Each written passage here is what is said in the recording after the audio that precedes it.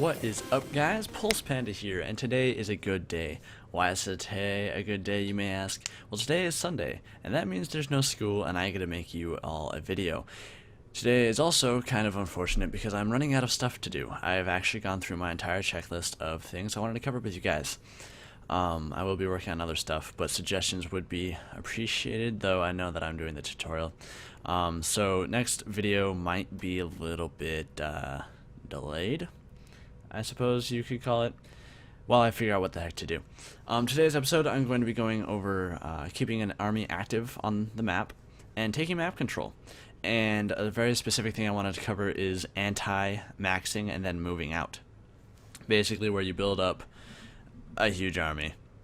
Usually as Terran, it involves quite a few siege tanks and turrets, and you just turtle. That's pretty much what I want to cover. I'm going to go over what map control is, how to obtain it, why it's important. Why is it important? Oh, guys, why is map control important? And let's just go from there. So, I am showing a replay of a guy on YouTube. Basically, he did a build order tutorial on a 13-minute max, I believe. But he made a couple things that I wanted to do. Granted, they weren't necessarily mistakes. He's playing versus an AI, so, I mean, whatever. But there's some things I wanted to point out, and they're great examples, and it works perfectly. I'll have the link to the download below. So right here, we've got, he's got his expansion and everything, and he's getting all set up and ready to take this third base right here, and he will be taking that third base. He's got a little bit of an army, but not huge. He's been setting up most of his economy.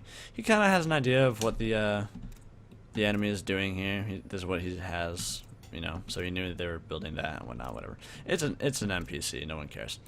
So I'm going to start the replay here, and I'm going to slow it down because holy crap, that was fast.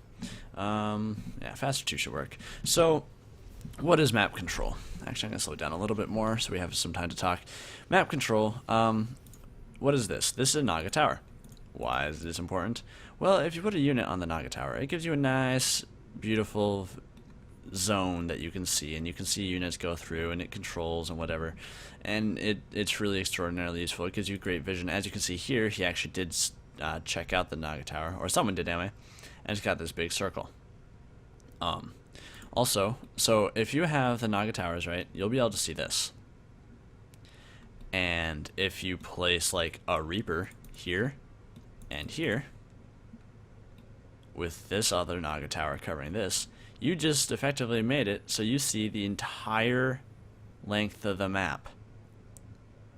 Except for like right here, you wouldn't see a drop coming right here. So like, place a Viking here or something. You can see the whole map. And why is that important? Well, let me tell you a thing. When this Zerg, let's just pretend that this is a big army for right now. When this Zerg moves out with his Zerglings, and his 1 roach, oh my god, forbid him move out with his 1 roach. And he meanders in, la da da da da, right? Oh, look at that, Zergling. Okay, fine, we'll use this Zergling, better choice. This Zergling right here. A Reaper would see it. A Reaper would notice that there's a Zergling scouting around, and the Reaper would probably kill the Zergling, simply to make a point to that little Zergling that this is his land, and this world ain't big enough for the 2 of them. But if he moves out with his big army, any of the pathways he chooses, and this is a great map for this example, any of the pathways he chooses to get to his base, there's only these pathways. If you have a Reaper here, it'll see it. Or here, it'll see it. Here, the Naga Tower will see it. Here, the Naga Tower will see it. Around the outsides, Naga Tower will see it. And so this Terran will have a nice amount of time to prepare. Maybe his depots aren't raised, So if they're moving out with their big army, and the Terran doesn't know, and his depots are lowered, or his army is, say, over here, or he's out of position in some way, and the military of the Zerg is coming in, and he doesn't have map control, he can lose the game simply because he was unprepared. But if he has this map control here, if he has a Reaper here, or even the Zerg has this Zergling here, and the Terran attacks, the Zerg will have a little bit more time to prepare, to delay them with some drones, or build up some spine crawlers, or whatever. So that's what map control is. That's kind of why it's important. Map control also is, okay, so a lot of the time Zergs will put, like, a burrowed Zergling at each base. Why do they do that? Well, they do that because they want to know when their opponent expands. And a burrowed baneling is really annoying to have to deal with because you can't expand there until you kill that burrowed baneling with your detection unit. Forcing the Terran a lot of the time to either build a Raven or waste a scan. Late game, scans aren't really wasted ever. But, I mean, and then Protoss has to get their little observer over there to kill the thing. So, anyway, yeah, so that's what map control is. Otherwise, Terran, as Terran, I put a Marine on each base. And it just, like, maybe the Marine will die, whatever. It's just a Marine, it costs 50 minerals, whatever. But it lets you know when they expand. So if the Zerg, if I put a Marine here, and the Zerg kills off that Marine, that means they're expanding, because they're not going to check here until they're expanding, right? So if they kill off that Marine, I'm going to take my army of, say, Hellions, and I'm going to go and poke that base. Maybe get a cancel. If I can get a cancel, that is so big, because they have to retake the frickin' base and whatnot. Or maybe he's expanding, right? So he moves his army, you know, to cover the expansion, and most Platinum Zergs would put their army like right here, or they'd attack me. But if they don't attack me, because of my map control I have here going on, and they put their army here, well, then I would just scan here. Not only would that give me a huge amount of information on what he has built, it also lets me know that his army's there. And then I would drop him. I would drop him here. And then I would drop him here. And then I would drop him here. Triple-pronged drops are brutal. But this is a tutorial for the noobs. These are all the relatively more advanced things I'm covering, I guess. But, I mean, they're still useful. So, that's just what map control is. Knowing where the crap is and making them work for it, and punishing them because you know that they have something. Right? If you know they're taking this base and the base just started, and you drop that base with, like, just use Marauders and Stim, 4 Marauders stimmed will at the very least damage that base a lot. Alright, so let's continue this replay here. So what this Terran does in this game, he just builds up, and right here he moves out. He's expanding. To right there. Yay, he's expanding, yay. Okay, that's good, that's good. It's good to expand. And 10 minutes, 10.5 minutes, that's pretty good too. But here's what I don't like. But granted, it's versus AI, he's just making a point. But in this situation right now, he did exactly what I said a Zerg would do. But in this situation, he should have attacked. When you expand, you don't want to be attacked for obvious reasons. You're trying to get your economy up, and if you're attacked, that's a lot harder to do. So you want to put the player on the defensive, usually. That's usually how that works. Granted, keep in mind these are noob tutorials. If you're Grandmaster and you're watching this, 1, that's freaking awesome, and 2, it's not tailored to you, so I apologize. But you usually want to put the opponent on the offensive, so you either drop with his medevacs. He's got medevacs, he's got stim. I mean, he could totally drop his opponent, or even just move and check out. Is there a 3rd base here? Right? Is there a 3rd base here? Is there a 4th base here? You know, you get some map control, but I mean, he's against AI, so he's just not going to do that. But it's a great example. So we're going to fast forward along here. He just patrols his units, and whenever we reach max supply, we're getting kind of close. Oh yeah, the Zerg attacked. Oh no. And actually would have he would have seen that coming if he had bothered to take map control, but you know, whatever. Okay, so how do you obtain map control? I feel like that's a lot easier to explain. Map control is obtainable. There we go. We're at 200. Map control is obtainable basically by force, or by putting enough pressure on the opponent that they don't want to spread themselves out. Right, so if you drop the opponent, right, and you kill his queen, and he's there, no, that sucks. So you drop the opponent and you kill the queen. Okay, good, cool. And you fly away. Whee! Right, and then you come back, and you drop the opponent and you kill his queen that he just built. You wait until the queen is built, you know, and you drop him. Well, that's really mean. But awesome, nice job. Okay, you're putting the Zerg on the defensive. So it's gonna do one of a couple things. A lot of lower league players will not do anything. That'll fluster them, actually. A lot of the time, that will throw them, and that will put them on tilt enough to where you can just straight up win the game, because they're gonna mess up a lot more later. but that's the lower league players. Like gold and platinum, they're not going to expand at all because they're trying to focus on fixing their economy that you keep breaking. If you drop his drone line and his drones are dead, you know, you kill all 12 of them, which is brutal for the Zerg. One, he wastes an entire round of larva, which this Zerg has lots, on drones. And that prevents a couple things. One, that prevents him from building army units, which helps you win the game. And that prevents him from expanding because he's putting all of his resources into fixing his currently broken economy. The other way to obtain map control is simply, like I already said, the whole Zergling or the Marine or the probe or the zealot. Honestly, as Protoss, I don't even know what you would use. Maybe an observer. That should probably work. And you know, you just watch. Not necessarily. You don't have to take map control with force. If you see what they're doing, then you can, you know, harass them with it. It doesn't necessarily mean you have to keep dropping them or whatever. But that's how you take map control. Now, back to the main part of this video. This is a big army. He has 121 supply for his big army. Now, what is the issue with this? Well, let me tell you a thing. Right now, his army is absolutely, completely useless. He has nothing he can do with his minerals now, except build more buildings, right? He's got, you know, right now he's low, but he just capped. So he can't do anything else with his buildings, except for build more command centers. Yay.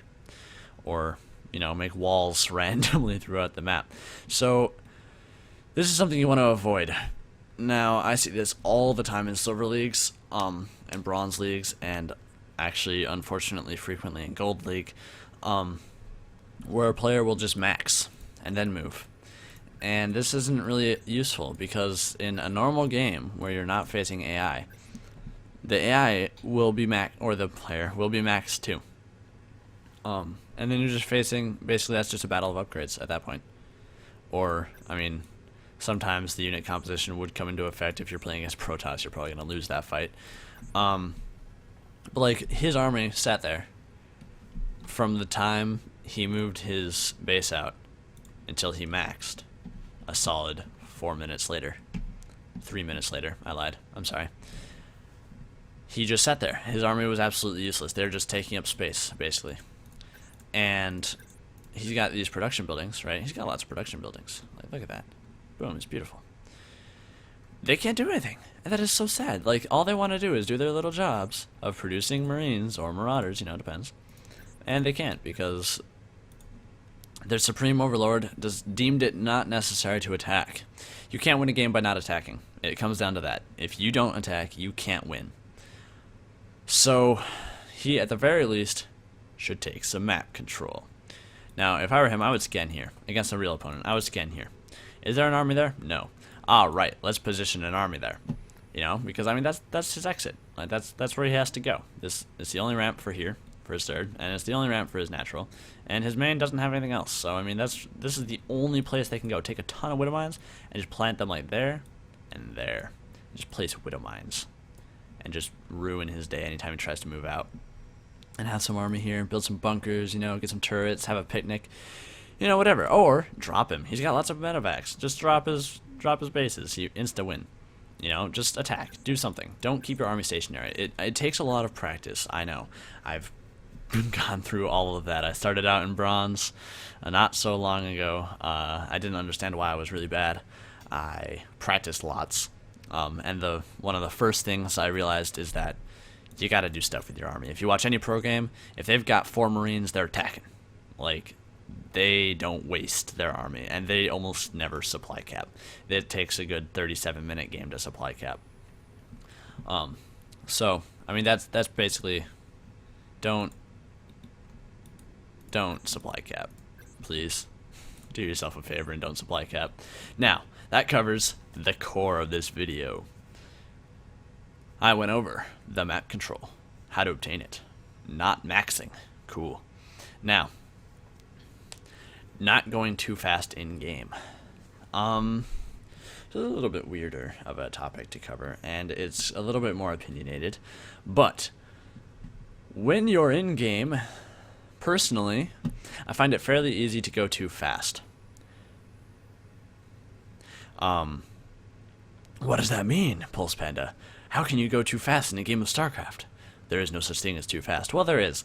If you are, like, silver or gold, you can be thinking even 100 steps ahead of your enemy. But if you're trying to go too fast, you make mistakes. Like, personally, I, for example, like to RPM or APM rev at the beginning of the game. I feel like it warms up my hands, and it gets me ready for the mid-game where I actually have to do lots of APM. But if I do it in such a way, and it's fairly rare, but there is a way for me to trick my head into RPM revving, right, or APM revving way too much, and then in mid-game, I'm just spamming everything. And it leads to so many mistakes, I might as well just surrender, such as canceling a building, or building or queuing way too many units, or queuing the wrong unit in the wrong building because I was spamming, Take it slow. If you don't naturally have high APM, I mean, yeah, you should work on it, but you should also be, I was going to say slow and steady. That's not exactly what I'm going for here. You should be methodical. If you're not methodical, you're going to make mistakes. If you are methodical, right, if you have a checklist, all right, I need to build my SCVs. Or if you're maxed on SCVs, if you're fully saturated, whatever, don't build SCVs, right? I need to build my Marines. But don't forget, I need to build my Marauders too, because it's so easy to build Marines in there. So build your Marauders first, then build your Marines. I need to build my Widow Mines, right? I need to build my Medevacs, wherever the heck his starport is. There it is. I need to build my Medevacs, or my Vikings. I need to get my upgrades, in an order. And get that order ingrained in your head. I need more supply depots because I don't have 200 supply depot, supply max yet, whatever the heck that thing's called. I don't have 200 max supply. I need more gas because I'm trying to build Medevacs, and it's saying constantly, not enough Vespene gas. Well, then get more Vespene gas, basically. I mean, that's pretty much it. So if you have a checklist in your head, all right, and you're just methodical, don't worry about APM as much yet, right? You're still new to the game. Just worry about getting everything you need to get done in a nice, orderly fashion, and it'll minimize the amount of mistakes you make. That is a really important thing, and you should definitely work on that. So the last thing I want to cover today is trying to learn things slower and mastering each skill before moving on to the next. It's way too easy in StarCraft because there's so many things going on. It's way too easy to try to max everything out right in your head at the same time. It is like if you're trying to get your SCV production done and down to like a science, so you never miss an SCV. Only working on your SCVs. Don't be working at the same time trying to never miss a beat with your Marines. Don't try to get a perfect build order. Get your SCVs. Once you're comfortable with your skill level at the SCVs, you're going to have it down to muscle memory. So if you go try and learning a build order, you're going to naturally, because of all the games you practiced your SCVs, you're going to naturally be building plenty of SCVs. Right? Don't try and learn everything at once. If you're trying to learn how to micro or Marine split, perfect example. If you're trying to learn how to Marine split, right? Don't be working on also managing Widow Mines, please. And it's probably a good idea not to have Medevacs yet either, because it's kind of easy to accidentally click on your Medevacs when you're Marine splitting, and boom, you just loaded up a bunch of Marines. Now you have to unload them, and that's just so much work. Right? Only work on one thing at a time and get to the point where you're comfortable before you move on to the next thing. That is crucial to getting better at StarCraft. I promise I've tried several different ways. Alright, well that is basically all I have for today. Later today I will be working on a Minecraft video. I know you guys may be thinking, Minecraft, why? Well, deal with it. If you want to watch it, you can click on the video. If you don't. It won't hurt my feelings. Anyway, I'm really excited to do that. It'll be a dual stream with a friend, and I'm looking forward to working on that. So until next time, thank you for watching, and have a wonderful day.